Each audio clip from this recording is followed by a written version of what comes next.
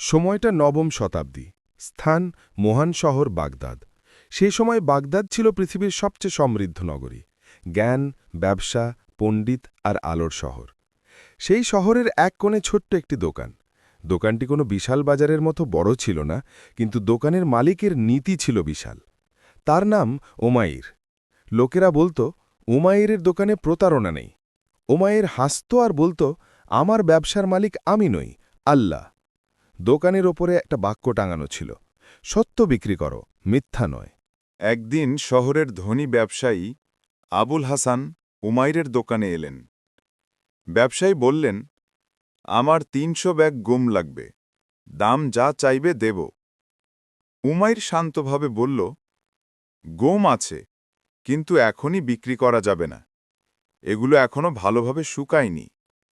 আপনি নিয়ে গেলে নষ্ট হয়ে যেতে পারে। ব্যবসায়ী হাসল, তা যদি নষ্টই হয় তাতে তোমার কি, আমি বিক্রি করব। উমাইর উত্তর দিল, আমি জানি এগুলো নষ্ট হতে পারে, আর আমি জানি আমার আল্লাহ সব দেখছেন। ব্যবসায়ী রেগে উঠে বলল, তুমি সুযোগ হারাচ্ছ, তুমি বোকা।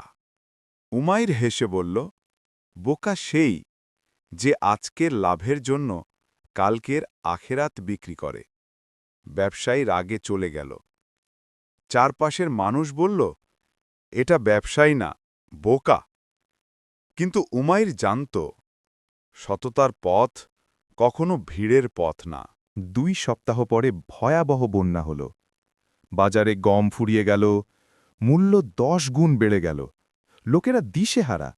ঠিক তখন একটি চিৎকার, উমাইরের গুদামে শুকনা গম আছে। সেই একই ধনী ব্যবসায়ী দৌড়ে এলো, শ্বাস নিতে নিতে বলল, দাম যা চাইবে দাও, সব কেনাব। উমাইর শান্তভাবে তাকিয়ে বলল, তুমি তো বলেছিলে সুযোগ নিতে না জানলে আমি বোকা। ব্যবসায়ী বলল, থেমো না, দাম বলো। উমাইর ধীরে বলল, আজ দাম নয়, আজ আল্লাহ তোমার পরীক্ষা নিচ্ছেন। তারপর ঘোষণা করলেন, এই গম শহরের গরিবদের জন্য। লোকেরা হতবাক, কারো চোখে পানি। উমায়ের নিজ হাতে বস্তাগুলো বিতরণ করতে লাগলেন। লোকেরা বলল, তুমি আজ কোটিপতি হতে পারতে।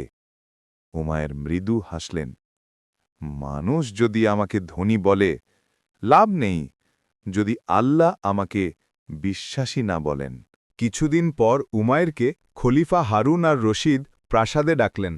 খলিফা বললেন, তুমি যে সততা দেখিয়েছ, বাগদাদ তা দেখেছে। তার হাতে তুলে দিলেন একটি বড় বাড়ি, একটি বিশাল গুদাম আর ১০০০ স্বর্ণমুদ্রা। খলিফা বললেন, আজ থেকে তুমি বাগদাদের খাদ্য বাজারের প্রধান। উমাইরের চোখে পানি। তিনি বললেন, এগুলো সব আল্লাহর দান, আমি শুধু তার পথে সত্য রেখেছি। খলিফা হাসলেন, এটাই প্রথম মানুষ যাকে আমি ক্ষমতার জন্য নয়, ঈমানের জন্য নির্বাচন করলাম। উমাইরের গল্প এখানেই শেষ, কিন্তু সততার আলো এখানেই শেষ নয়। মানুষ হয়তো ভুলে যায়, কিন্তু আল্লাহ কখনো ভুলে যান না। আল্লাহ কাকে কখন কি দেন আমরা বুঝতে পারি না। সফলতা টাকা থেকে আসে না, সফলতা আসে সততা থেকে। যে আল্লাহর জন্য কিছু ছাড়ে, আল্লাহ তাকে আরও উত্তম কিছু দেন।